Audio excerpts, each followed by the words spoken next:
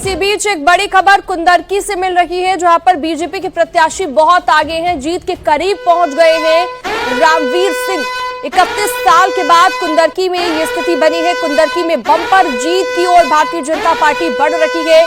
87,091 vote से ठाकुर रामवीर सिंह आगे चल रहे हैं, बम्पर जीत के करीब पहुंच गए हैं और 31 साल बाद जीत की ओर भारतीय जनता पार्टी यहां पर बढ़ती हुई नजर आ रही है। और यहां पर काफी मुश्किल ये माना जा रहा था, लेकिन बावजूद इसके यहां पर बम्पर जीत के करीब पहुंच गए हैं उम्मीदवार ठाकुर रामवीर सिंह। तो यहां पर भी एक बड़ा नुकसान होता हुआ समाजवादी पार्टी को। और अभी की टैली की बात करें तो 7 सीटें जहां पर भारतीय जनता पार्टी के उम्मीदवार आगे, सपा 1 सीट जीत चुकी है और 1 सीट पर अभी भी सपा का उम्मीदवार आगे चल रहा है। लेकिन कुंदरकी में ये बड़ा लॉस होता हुआ समाजवादी पार्टी को, ये बड़ी जानकारी इस वक्त हम आपको दे रहे हैं। इसके अलावा उत्तराखंड के केदारनाथ की बात करें, आशा नौटियाल जीत चुकी हैं, 5,623 वोटों से जीती हैं, जो कि आपको हम लगातार दिखा रहे हैं। तो कुंदरकी सीट पर भारतीय जनता पार्टी के प्रत्याशी ठाकुर रामवीर सिंह काफी आगे चल रहे हैं, 87,091 वोट से आगे हैं और काफी टफ फाइट यहां पर नजर आ रही है। यानी कि अब जो है सीधे तौर पर यह नजर आ रहा है कि कुछ ही घंटों की देरी और कुछ ही राउंड की काउंटिंग और उसके बाद क्लियर जी के नेतृत्व में जो विकास की योजनाएं, चूंकि हमारी सरकार ने, प्रदेश की सरकार ने किसी जात की बुनियाद पर नहीं, किसी धर्म और मजहब की बुनियाद पर नहीं, जो वंचित समाज था, जो बेबस लाचार था, जो आज़ादी के 70 साल तक सरकार की योजनाओं से वंचित था, उन सारे लोगों को बिना किसी भेदभाव किए बिना हमारी सरकार ने सबके लिए काम किया। रोड है, चाहे उनके डेवलपमेंट का काम है, उनके लिए आवास की सुविधा हो, उनके लिए गैस कनेक्शन हो, जो भी है, और खास करके जो लाइन आर्डर का मामला रहा है, इससे पूरे उत्तर प्रदेश के लोग प्रभावित होकर के सारी की सारी सीट जो है भारतीय जनता पार्टी के पक्ष में देने के पक्ष में है। क्योंकि जिस तरीके से इस प्रदेश के मुख्यमंत्री आदरणीय योगी आदित्यनाथ जी ने, हमारे सभी डिप्टी सीएम, सारे मंत्री, विधायक और उत्तर प्रदेश का एक एक कार्यकर्ता पूरी समर्पित भाव से इस उपचुनाव को गंभीरता से लिया कि जिस तरीके से पार्लियामेंट के चुनाव में जिन लोगों ने धोखे से जनता को बरगला करके यहाँ पे बढ़त हासिल किया था, आने वाले दिन में साफ हो जाएगा कि 27 में फिर यहाँ उत्तर प्रदेश में बीजेपी की सरकार बनेगी और फिर 29 में भी जो सबसे ज़्यादा पार्लियामेंट की सीटें उत्तर प्रदेश की जीत की जाएगी। इसलिए आज ऐसे मौके पर मैं आपके चैनल के माध्यम से अपने पार्टी के सभी पदाधिकारियों को, सारे सम्मानित पदाधिकारी लोगों को मैं बधाई देना चाहता हूँ। इस प्रदेश के मुख्यमंत्री, मंत्री और देश के प्रधानमंत्री को कि महाराष्ट्र में चुनाव जितना लोगों को लगता है कि क्या तूफान आ गया है, आज पूरी दुनिया की निगाह जो है महाराष्ट्र में और उत्तर प्रदेश के बाई इलेक्शन पे लगा है। सर, ये अखिलेश यादव जी कल तक कह रहे थे, सपा मुखिया, कि 9 सीटें समाजवादी पार्टी जीतेगी, यानी कि 9 की 9 सीटें उपचुनाव की सपा जीतेगी और आज नतीजे सामने हैं। शिवपाल यादव 6 सीटों की बात कर रहे थे। रामगोपाल यादव तो कह रहे थे कि चुनाव की जो प्रक्रिया हुई इसको दोबारा कराना चाहिए कुछ सीटों पर। देखिए, जिन लोगों को लोकतंत्र पे भरोसा नहीं है, जहाँ पे आपने देखा होगा जिस सीट को लेकर के इस तरीके की बयानबाजी हो रही है, वहाँ पे लोगों ने कितनी शिद्दत के साथ, कितनी जिम्मेदारी के साथ वोट दिया है, जहाँ 55%, 56-57%। तो जिन लोगों को लोकतंत्र पे भरोसा नहीं, वो इस तरीके के बयानबाजी करते रहते हैं। मैं उत्तर प्रदेश की जनता को बधाई देना चाहता हूँ कि उन्होंने पूरी बिना किसी रोक टोक के, पूरी ईमानदारी, जिम्मेदारी के साथ लोगों ने भारतीय जनता पार्टी को चुना, भारतीय जनता पार्टी के पक्ष में वोट किया है। और आने वाले दिन में इस संकेत उत्तर प्रदेश की जनता दे रही है कि अब उत्तर प्रदेश में जो है कोई बरगलाने से बरगलाने वाला नहीं है। सारे लोग मोदी जी के नेतृत्व में, उत्तर प्रदेश में योगी जी के नेतृत्व में भरोसा करके फिर जो है उत्तर प्रदेश में बीजेपी की सरकार बनाएंगे और दिल्ली में 29 की बनेगी। सर, नतीजों के बाद समाजवादी पार्टी सीधे तौर पर आरोप लगा रही है कि उपचुनाव में आप लोगों ने प्रशासनिक मशीनरी का दुरुपयोग किया। जब प्रदेश की जनता या उत्तर प्रदेश की जनता ने उनके बहकावे में नहीं आई, उनके जो पहली बार बरगलाने का काम किए थे, क्योंकि जब इस बार की जनता ने पूरे विकास पे वोट दिया है, लाइन ऑर्डर पे वोट दिया है। तो दारा सिंह चौहान मंत्री हैं यूपी सरकार में, उनको आपने सुना, वो सीधे तौर पर आरोपों पर ये जवाब देते नजर आए कि जब जनता की तरफ से भरोसा नहीं जताया जाता तो ऐसी ही बातें की जाती हैं। और हमारे साथ गेस्ट का एक खास पैनल जुड़ चुका है। आलोक अवस्थी जी हमारे साथ प्रवक्ता भारतीय जनता पार्टी से जुड़ गए हैं, लोधी राकेश राजपूत हमारे साथ राष्ट्रीय सचिव जुड़ गए हैं समाजवादी पार्टी के। इसके अलावा डॉक्टर परमवीर हमारे साथ मौजूद रहेंगे, राजनीतिक विश्लेषक हैं। सबसे पहले मेरा सवाल लोधी राकेश राजपूत जी आपसे है, क्योंकि टैली जो हम देख पा रहे हैं, बहुत बड़ा नुकसान यहां पर समाजवादी पार्टी को होता दिख रहा है। उस हिसाब से जो दावे किए जा रहे थे कि 9 की 9 सीटें जीतेंगे, लेकिन दूर दूर तक ऐसा होता नजर नहीं आ रहा है। फिर भी समाजवादी पार्टी कैसे कह रही है कि अभी भी 5 सीटें हमारे हाथ में आएंगी? कौन सी सीटें हैं वो?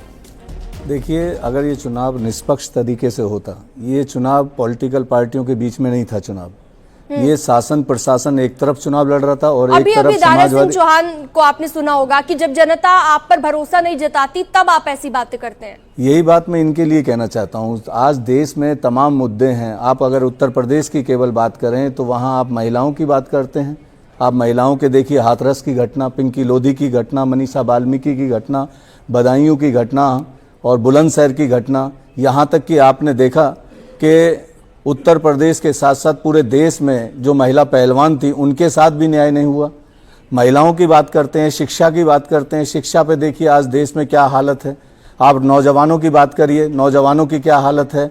आप युवा वर्ग की बात करिए, सब बेरोजगार भटक रहे हैं, नौकरी के लिए परेशान हैं, सब प्राइवेटाइजेशन किया जा रहा है। मुद्दों को चुनाव के दौरान उठाया होता तो फिर उन मुद्दों पर आपको जनता वोट देती। इसमें कोई दो मत नहीं है। हमारा संगठन पूरे उत्तर प्रदेश में और देश में बहुत मजबूत है, जमीन पे बहुत मजबूत है, लेकिन ये शासन प्रशासन जिस तरह से कोताही बरत रहा है, जिस तरीके से इन्होंने देखा कि लोग, आपने भी देखा, पूरे देश ने देखा, जिस दिन वोटिंग थी 20 तारीख वाले दिन हमारे राष्ट्रीय अध्यक्ष जी ने प्रेस कॉन्फ्रेंस की, मुरादाबाद में क्या हुआ, मुजफ्फरनगर में क्या हुआ। आप देख रहे हो कि उन लोगों को वोट ही नहीं डालने दिया जा रहा है। वहां के थाना अध्यक्ष, वहां के एसपी रिवाल्वर हाथ में लेके लहरा रहे हैं, ये देख रहे हैं, सोशल मीडिया पे वायरल हो रही हैं चीजें। उसके बावजूद ने सफाई दी थी उस मामले को लेकर भी, जो आप कह रहे हैं। हाँ, तो वही मैं आपको बताना चाह रहा हूं कि ऐसे माहौल में निष्पक्ष चुनाव कैसे हो सकता है, और जबकि उसके बावजूद हमारे देश में, हमारे उत्तर प्रदेश में अगर इन ढोंगी पाखंडी शोषणकारी बीजेपी को किसी ने जवाब दिया था तो 2024 में आपने देखा कि उत्तर प्रदेश ने इनको जवाब दिया, जिससे ये खिसियानी बिल्ली खंबा नोचे, उस टाइप का इन्होंने ये काम किया। कुंदरकी की आप बात करें, अगर 31 साल बाद बीजेपी यहाँ पर जीतने जा रही है तो कहीं तो जनता का विश्वास होगा ना कि इतने सालों के बाद भारतीय जनता पार्टी को जीत मिलने जा रही है। देखिए, ये जीत भारतीय जनता पार्टी की नहीं है, ये शासन और प्रशासन की जीत कह सकते हो, धोखे की जीत कह सकते हो। इन्होंने ये धोखा किया है, जनता के साथ धोखा किया है। ये वोटिंग जो हुई, जनता को वोटिंग करने ही नहीं दी इन्होंने। कह रहे हैं ईवीएम पर आरोप नहीं लगाएंगे इस बार?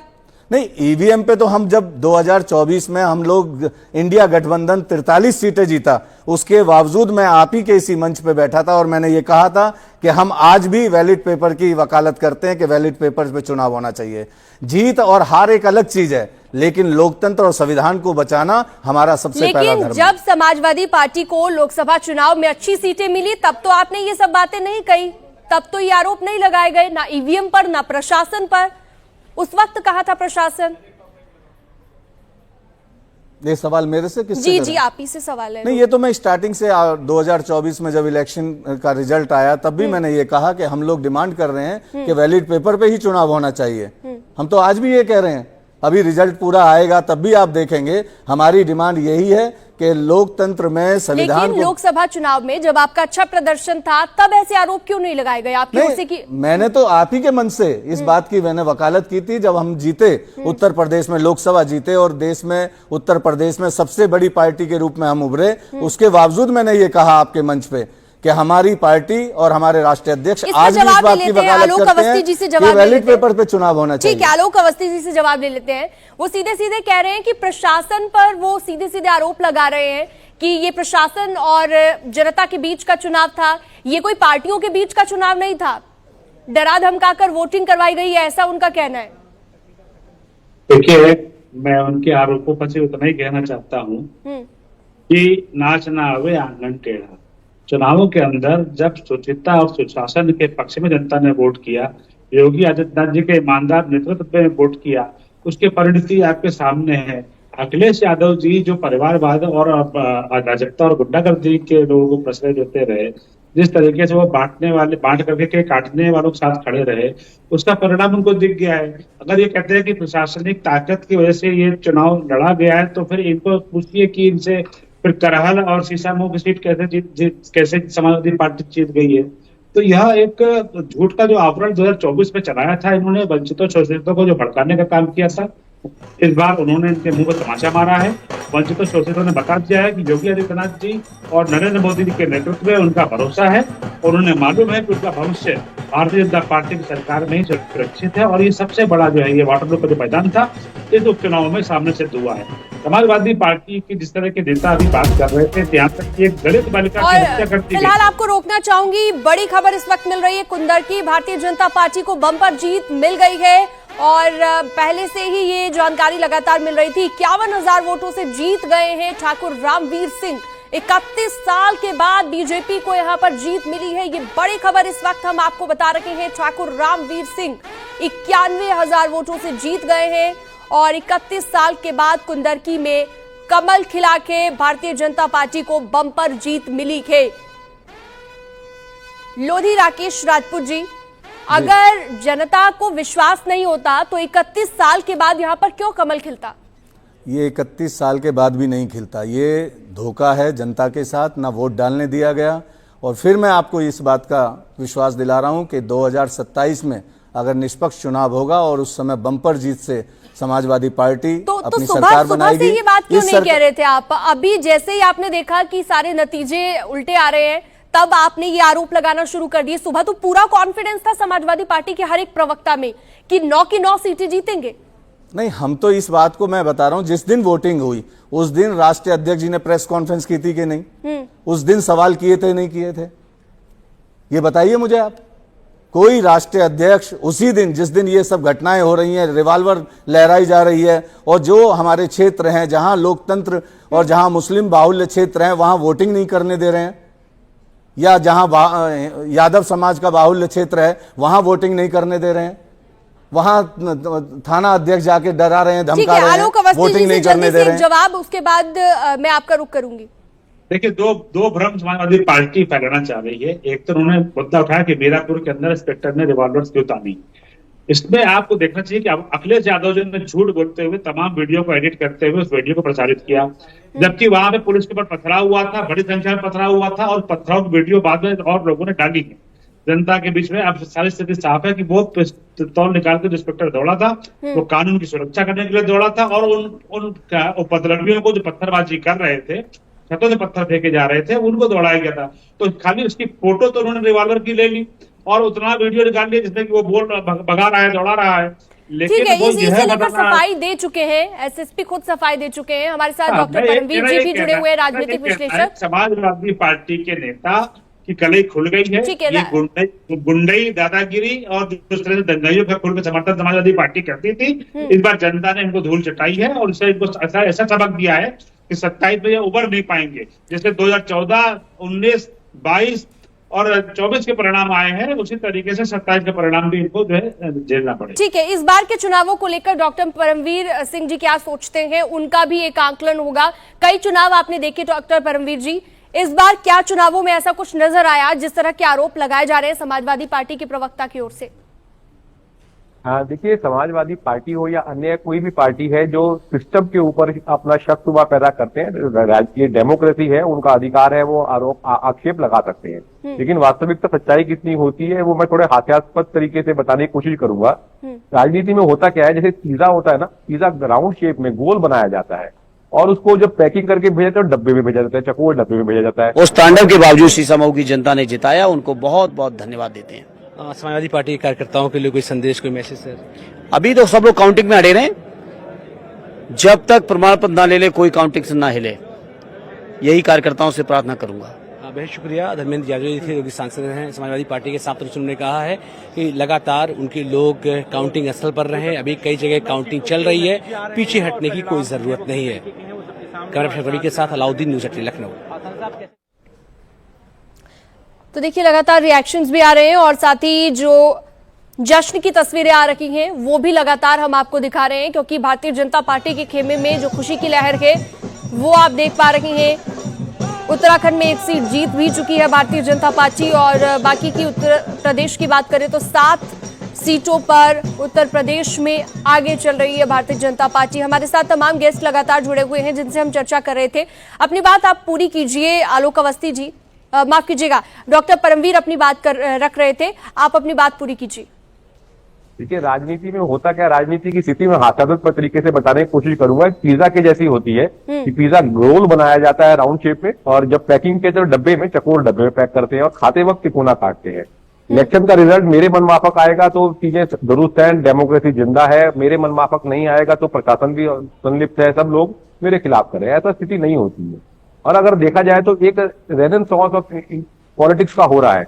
कुंदरकी की जीत बीजेपी के लिए ये एक तरीके का एक लिटमस टेस्ट था कि वहां पर जो बात की जाती थी, जो नारा दिया गया था प्रधानमंत्री के द्वारा भी कि सबको साथ लेकर चलना है, इतने बड़े मार्जिन से जीत के आना तो ये बहुत बड़ी बात बनती है यहाँ पर। और जो एक दावा किया जाता था कि मुस्लिम समाज केवल समाजवादी पार्टी के साथ में नहीं है, ऐसा है, वो भी उसके लिए भी क्वेश्चन मार्क खड़ा होता है उसके ऊपर भी। कश्मीर के अंदर भी अगर हम देखते हैं, बीजेपी चुनाव नहीं लड़ी थी, लेकिन वहां पर भी कश्मीर घाटी के अंदर बीजेपी के लोगों ने जो अच्छा प्रदर्शन किया था वहां पर भी। तो ये जो एक हर एक कोई भी दल कोई बोले कि मेरी जाति के लोग मेरे साथ है या इस धर्म के लोग सिर्फ मेरे साथ, मेरे वोटर है, ऐसा नहीं है। ये चीजें गलत सिद्ध हो रही है। बिल्कुल, बहुत सारे वोटर्स ऐसे हैं जो जाति धर्म से ऊपर उठकर वोट करते हैं, अपने मत का इस्तेमाल करते हैं। लेकिन राकेश जी, आपसे मेरा एक सवाल ये भी रहेगा कि क्या किसी तरह का आप मंथन करेंगे, चिंतन करेंगे और अपनी कमियों को तलाशेंगे, या फिर प्रशासन पर ही आरोप लगाते रहेंगे? कहीं तो कोई कमी रही होगी। क्या प्रचार में कोई कमी रह गई, मुद्दों को उठाने में कोई कमी रह गई कि विकास के जो मुद्दे थे, जो आपको जनता के बीच लेकर जाने चाहिए थे, वो आप नहीं लेकर गए, बल्कि जो सामने से बयानबाजी हुई उसी का पलटवार करते रह गए आपके नेता? नहीं, इसमें कोई दो मत नहीं है। देखिए, मैं करहल की विधानसभा में भी गया था मीटिंग करने, मैं खैर में भी गया था। वहाँ जो जनता का जन आक्रोश था शासन के खिलाफ, प्रशासन के खिलाफ, बीजेपी के खिलाफ, इसमें कोई दो मत नहीं। हम वो चुनाव जीत रहे थे जहां मैं गया, उसकी तो मैं दावे से कह रहा हूं। बाकी तो मैंने सोशल मीडिया पे और चैनल तो जीत ही रहे हैं आप। करहल की बात मैं वहीं की बता रहा हूं जहां जहां मैं गया। और वैसे तो मैं बताऊं आपको, उत्तर प्रदेश में पूरी 9 की 9 सीटें हम लोग जीत रहे थे। संगठन बहुत मजबूत है हमारा कहीं कोई दो मत नहीं है जीतने में। लेकिन अगर ये निष्पक्ष चुनाव होता, ये 9 की 9 सीटें हम लोग जीतते, समाजवादी पार्टी जीतती, इसमें कोई दो मत नहीं है। लेकिन अगर आप देखोगे, जब शासन प्रशासन सोशल मीडिया पे सब दिख रहा है कि वो वोट नहीं डालने दे रहे हैं लोगों को डरा रहे हैं, धमका रहे हैं, झूठ बोल रहे हैं, गुमराह कर रहे हैं, और इनकी नीति क्या है? जब से सुन लीजिए, मुझे अपनी बात कहने लीजिए। जब से समाजवादी पार्टी, और जब देखेंगे आप, मजबूत हुई है, 2024 में इन्होंने इनको आईना दिखाया है, उसके बाद ये इतने खिसियाए हुए हैं। और जब से बीजेपी आई है 2014 के बाद, केवल झूठ और धोखा इनका वो मूल मंत्र है जो हर समाज के वर्ग को दिया जा रहा है। राकेश जी, जब से ये लोग आए हैं तब से केवल झूठ की फैक्ट्री चलाते हैं। बीजेपी ये भी कहती है सपा की सीटें जब से बढ़ी हैं तब से अपराध ज्यादा बढ़ गया है। कई घटनाओं का जिक्र किया गया, चाहे अयोध्या का, और कहा जाता है कि आप संरक्षण देते हैं उन लोगों को जो अपराध करते हैं। अच्छा, ये बताइए, इस समय शासन प्रशासन किसके हाथ में है? योगी जी मुख्यमंत्री हैं, प्रधानमंत्री मोदी जी हैं, और ये लोग क्या कहते हैं कि घुसपैठिए। क्या है आपके गृह मंत्री, आपके क्या कर रहे हैं? फिर आप जांच करिए, पकड़िए उनको।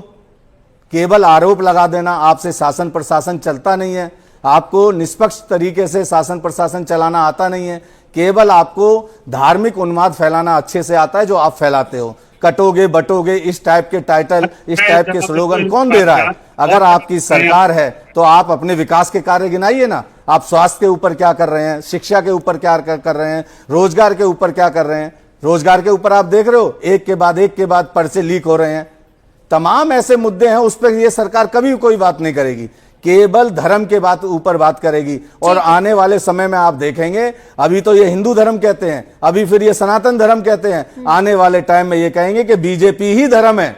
इस देश को केवल गुमराह करने का काम बीजेपी कर रही है, और इनकी जो मानसिकता है वो शोषणकारी मानसिकता है। इसलिए हमें और मजबूती से देश को प्रदेश को मजबूत करना है, गांव को मजबूत चलिए, करना है, भविष्यवाणी इनको आपने पहले उजागर कर दी करना है। कि इनकी बीजेपी नीति और धर्म नीयत बनने जा रहा है, जो है केवल शोषणकारी नीति है ठीक इनकी, है। और कुछ नहीं है। बीजेपी ही धर्म बनने जा रहा है, ये एक बड़ी भविष्यवाणी आपने कर दी राकेश जी। लेकिन अपने दर्शकों को बता दें कि सीएम योगी का जो जादू चला है उसके पीछे कुछ फैक्ट्स आपको बता देते हैं, कुछ रीजन आपको बता देते हैं कि क्या क्या वजह रही। कहा जा रहा है कि जो नारा दिया गया था बटोगे तो कटोगे, वो नारा लोगों को भाया है। और सबसे बड़ी बात कि सीएम योगी ने प्रचार की कमान खुद संभाली हुई थी, हर एक सीट पर जाकर रैली की गई, रोड शो किया गया और भारतीय जनता पार्टी को लेकर जो रणनीति बनाई गई सीएम योगी आदित्यनाथ की ओर से वो कहीं ना कहीं काम आ गई है।